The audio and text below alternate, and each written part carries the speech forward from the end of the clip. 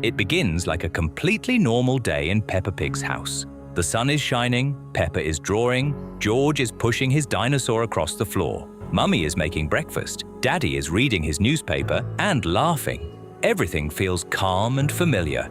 But Peppa notices that George is very quiet. He isn't roaring, he isn't laughing, he isn't running around. He just sits and stares at the same corner of the room for a long time. "George, are you playing?" Peppa asks. He doesn't answer at first. Then he quietly says, "He is coming soon." Peppa thinks it's a game. "Who is coming?"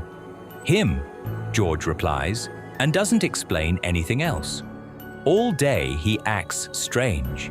He barely talks. Sometimes he seems to be listening to something. "Who are you listening to?" Peppa asks. "Him. He's already close." Mummy and Daddy think George is just tired. But that night, Peppa wakes up and sees George sitting in his bed, looking out the window. "George, go to sleep." "He's already near," George repeats. Peppa looks outside. There is only the hill and the street light. Nothing else. The next day, George hardly eats. He walks slowly through the house, like he is waiting for someone. Sometimes he whispers, "I'm ready. What are you ready for?"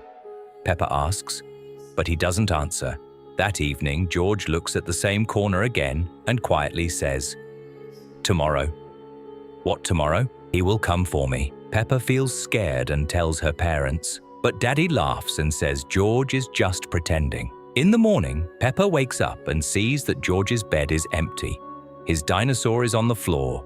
The window is closed. The door is closed. The house is very quiet. At first, everyone thinks he is hiding. Daddy checks the closets, the attic, the garden.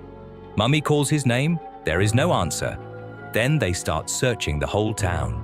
They go to the park, the shop, the playground. They ask the neighbors.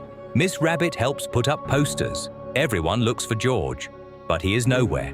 One day passes, then another. No clues. No one saw him leave. All the doors were locked. Peppa keeps thinking about his words. "He will come for me." One evening, Peppa sits alone in her room. She looks at the same corner George used to stare at. "Did you take him?" she whispers. The room is silent. Then she hears a familiar voice. Very quiet. "Peppa." It sounds like George. She slowly walks into the hallway. The house feels empty. She hears the whisper again. It seems to be coming from the basement. Peppa stands at the basement door. Her heart is beating fast. "George?" she says. No answer. She opens the door. It's dark downstairs. She takes one step down, and suddenly, right behind her, she hears the same whisper. "Now I'm here." Peppa turns around quickly. The screen cuts to black. No music, no laughter, and no one ever saw George again.